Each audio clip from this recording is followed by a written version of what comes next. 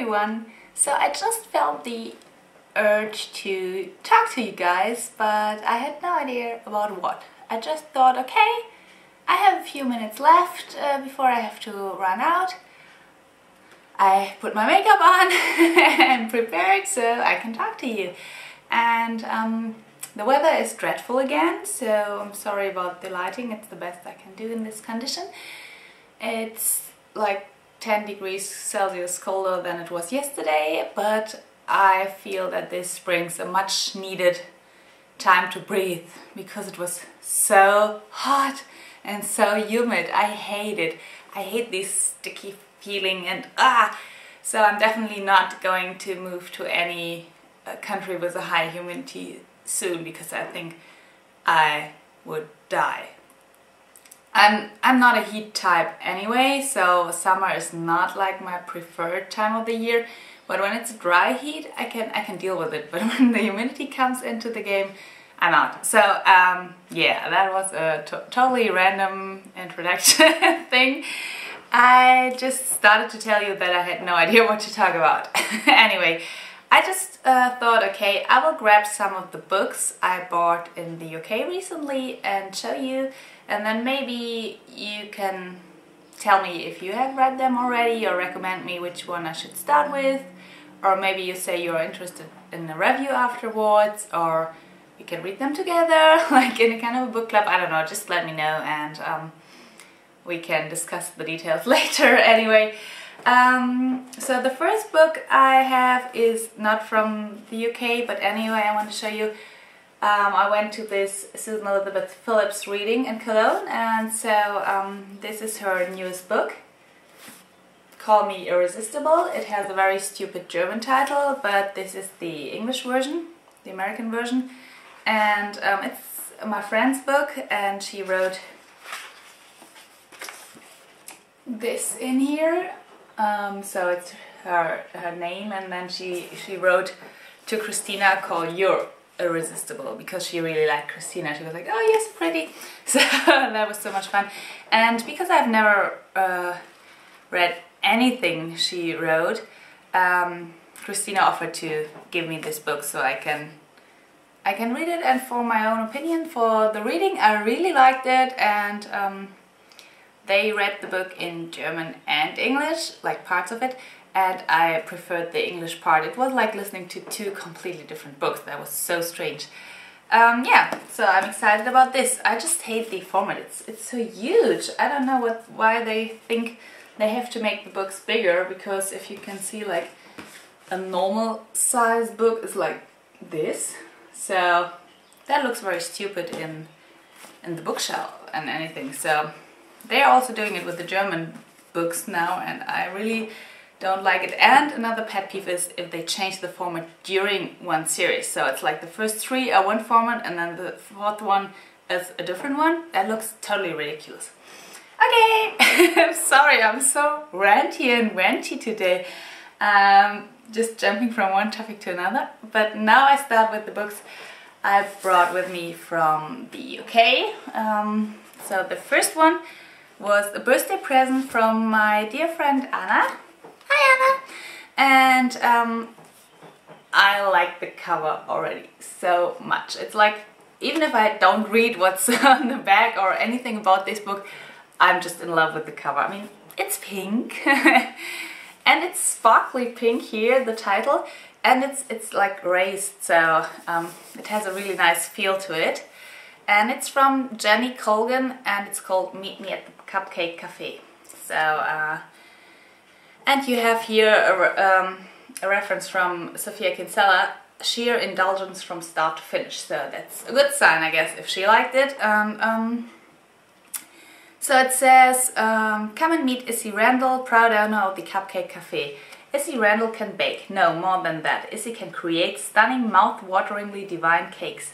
After a childhood spent in her beloved Grandpa Joe's bakery, she has undoubtedly inherited his talent. When she's made redundant from a safe but dull city job, Issy decides to seize the moment. Armed with recipes from Grandpa and with her best friends and local bank manager fighting her corner, the Cupcake Cafe opens its door. But Issy has absolutely no idea what she'll let herself in for. It will take all her courage and confectionery to avert disaster. And then it says, plus delicious cupcake recipes inside. It's like, yeah, win! I love the books which have recipes in there. It's like the, what are these ones? The one, they also always have cake in the title. Like, give me a moment, I'm going to be back. Okay, I'm back. So I'm sorry I can't seem to find it right now because I rearranged my furniture and bought a new bookshelf, and now everything is just stacked in for now for the moment, because when I rearranged it I had to take all the books out and then put them back somewhere so the floor is cleared. I will put an, I don't know, I put it in the bottom bar or somewhere here or whatever, so yeah, so you know what I'm talking about. Anyway, this book sounds delicious and quite fun actually, so I'm just going to check what kind of... Oh yeah, so we have Royal Wedding, Street Party, Red, White and Blue cupcakes, for example. What else is in here? Really curious. Baking your first cupcake, so some help. and so I just have to see it. They seem to be immersed within the book, so not all at the end. So for example here we have children's cooking party cupcakes, marshmallows and chocolate buttons and eatable stars and lemon jelly slice and food coloring, so really nicely decorated, I guess. So that sounds really cute and sweet. And here we have Brandy and Horlicks Get Well cake. So I'm excited about the story, but also excited about the recipes, and really looking forward to this book. Another book I bought is Bridesmaids from Jane Costello, 4 Weddings Without the Funeral, which was one of my favorite movies growing up. I had it on videotape, 4 Weddings and a Funeral. So,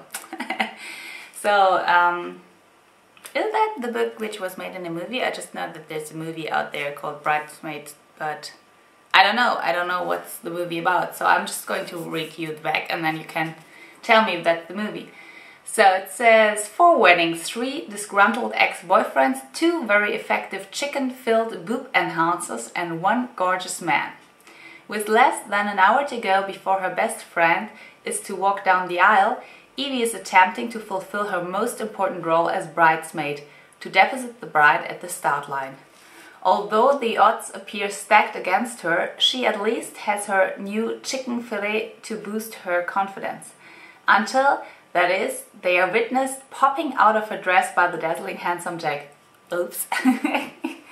Evie is 27, a sparkly, down-to-earth journalist who has never been in love and has started to think that she never will be. Small wonder, then, that the prospect of being bridesmaid at so many impending weddings fills her with utter trepidation. When Jack starts becoming a regular fixture at the nuptials, however, things really start looking up.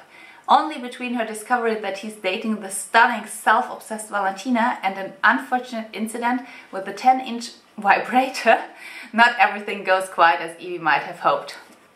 Yeah, so that should be interesting.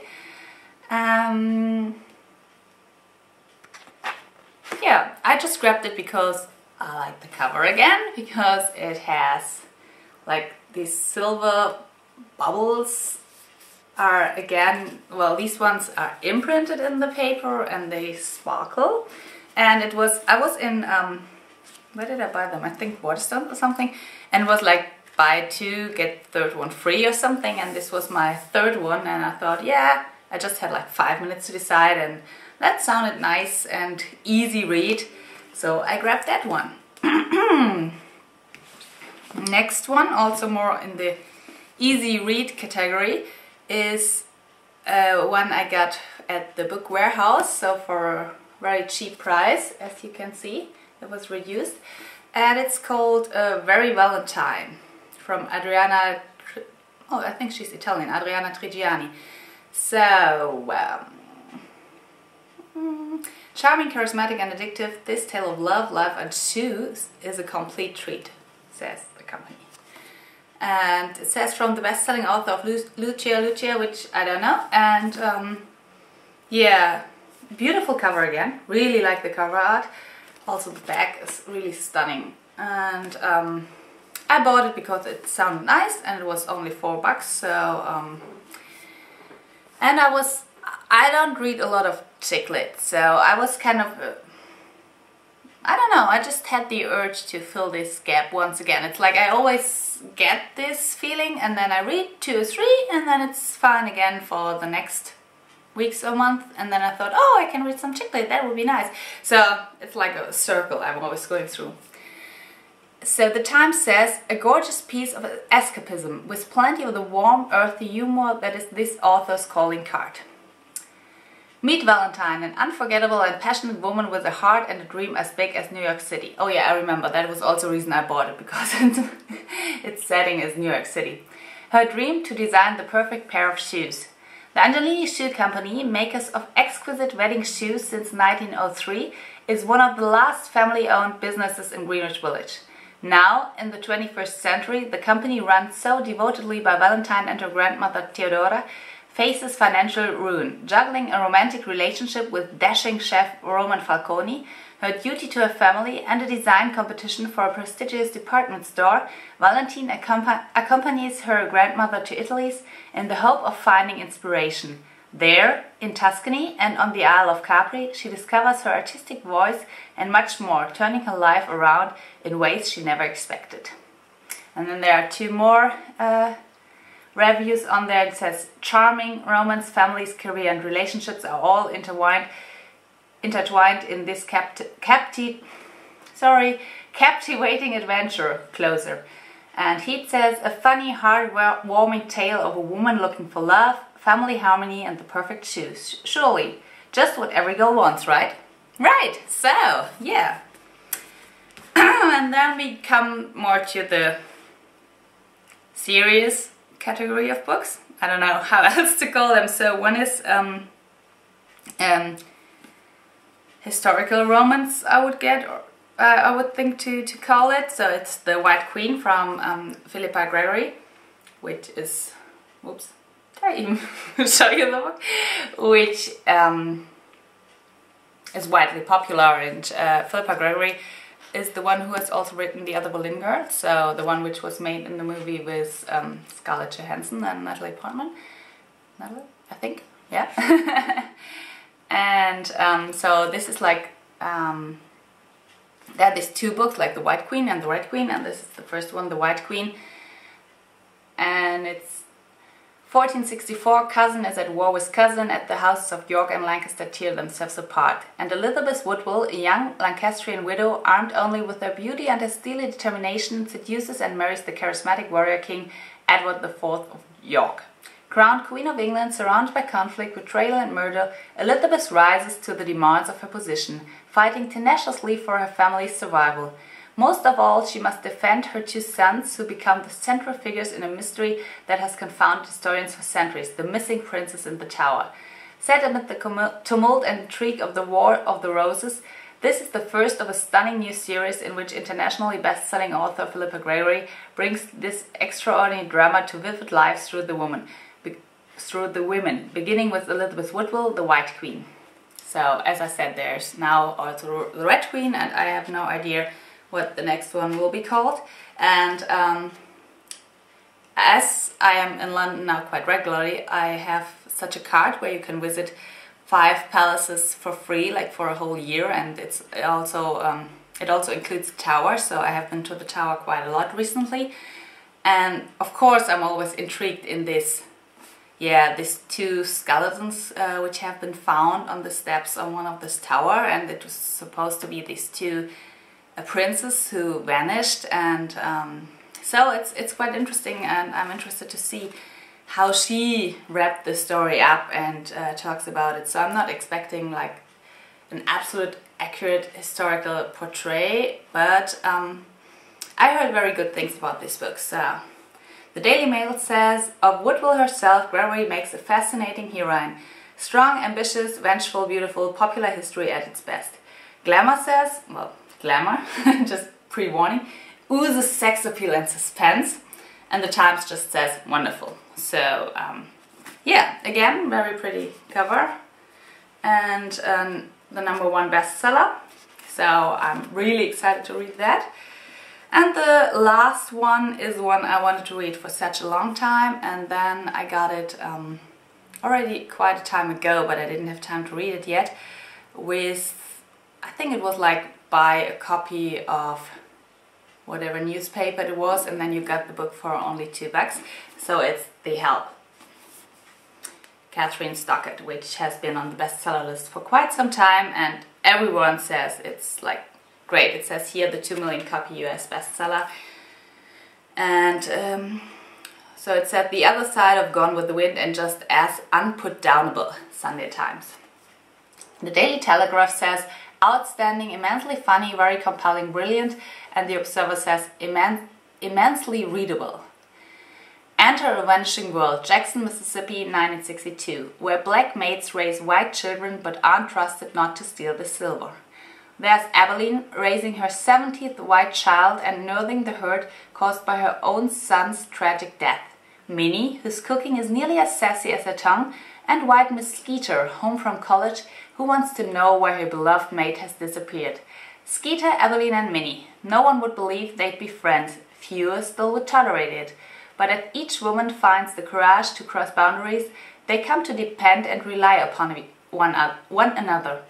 Each is in search of a truth, and together they have an extraordinary story to tell. And I heard that the writing really is brilliant in there. So, some more lines from the Daily Telegraph. Stockett is brilliant on people, on food, on relationships, on the weather. Draws you completely into a world of okra and fried chicken and peach cobbler. Marion Key says, daring, vitally important and very courageous. I loved and admired The Help. Fantastic. Mary Claire says, I laugh out loud. Vociferously, no idea how you pronounce that, angry must read. Daily Mail says, touching, disgraceful, funny, highly recommended. And she says, utterly brilliant. Yeah. So, there are much more praise sentences in here. And I'm not going to read them all, but everyone is praising this book everywhere I look. So, again, really excited to read it. It's so bad I don't have time at the moment really to read, because as you know, I have this like family emergency situation, so I'm going back houses like all the time, and flying to London in between, and going to work, and everything's quite stressful, so I'm not really into like a heavy book. So that's also why I bought some chick lit, because I think it's just easy, and if you don't really concentrate, it doesn't matter, because you still know what's going on. I mean, the basic outline is pretty much the same always, you know. And so I'm really excited about my pile, and I mean, it's not like these are the only books I have on my I want to read list. I mean, I can show you some more in coming videos if you're interested, because I have like one completely bookshelf full of books to be read. So yeah, I'm kind of crazy, but I love books. I just wanted to show you quickly one book also from the UK which I read already. It's also a chick lit. The Girl's Guide to Homemaking is Home Really Where the Heart Is, from Amy Bratley. Also again, beautiful. I'm sorry I'm repeating this all the time, but German books are just not as beautiful as American or UK books, but the paper is better. That's so weird. German books have a much higher paper quality. I mean, this one is still okay, but some of the, especially UK books, are really, really thin, and the binding is really bad, so that you would see like here everything would just be wavy and weird and not really perfectly binded. So in Germany the binding is perfect. The pages are good quality, thick paper and white and everything, not like this grayish tone, but the covers really suck, sorry. And So especially in the chick lit area, you just have like this stock photo of a beautiful woman holding something like a piece of cake or an apple or whatever, or just holding the telephone. So, and this is so weird, and the titles are really bad also, so they translate the title not like it's supposed to be, but they just think of a new title, so completely weird and random. And so I'm really in love with the cover design, and that's why I mention it like all the time, and you must think, okay, what's the matter with this cover, also from the back with the little birds, so pretty. So this book, it says, what makes you happy? What do you want from life? I ran through a list of things that I supposed would make me sound cool, and then I told the truth. A home, I said. A home with some people in it I love. On a mission to have the perfect home with tweeting bluebirds and a white picket fence, Juliet hits a major stumbling block: reality. On the first night with her boyfriend in their new flat, Juliet discovers that Simon has been sleeping with her best friend. After growing up in a dysfunctional family with secrets that haunt her, there's no way she's prepared to build her nest on a broken branch. Heartbroken and seeking an escape from her troubles, Juliet retreats into the comforting world of her grandmother's 1950s homemaking manuals, discovering tips like put a ribbon in your hair to brighten your husband's day. And though Juliet knows that won't get her anywhere, she discovers that craft and homemaking are back in style. Taking control of her life, Juliet is determined to get her home with her heart. But who will win hers? Sorry.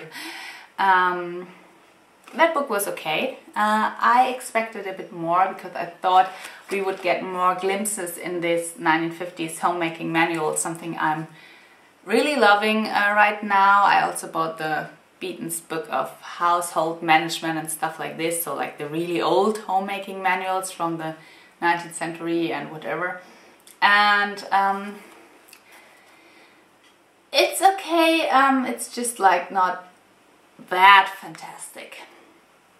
I thought she would be a bit more active. I don't know how to put it, but like the beginning she's just in despair, which is understandable, and then she slowly starts to get her life together, and it's nice. It's the setting is in London, and yeah, but she has the story with her boss I don't really like, and there are some recipes in here as well, like for example here's a recipe for chocolate truffles, and so this is really nice. But for the rest, it's like, it's a good book to read, but you don't have to buy it and hold on to it forever. It's like, if you can check it out from the library, yeah, read it. It's nice. Just and actually I have to say it's like already 1 month ago that I finished it, and I can't remember like terribly much, so that's also not a good sign, I guess. I'm like, what were the characters called, and what did they do, and where did they go? And yeah, the scene at the end really reminds me of a Bridget Jones scene, so also something where you're like, yeah, been there, done that.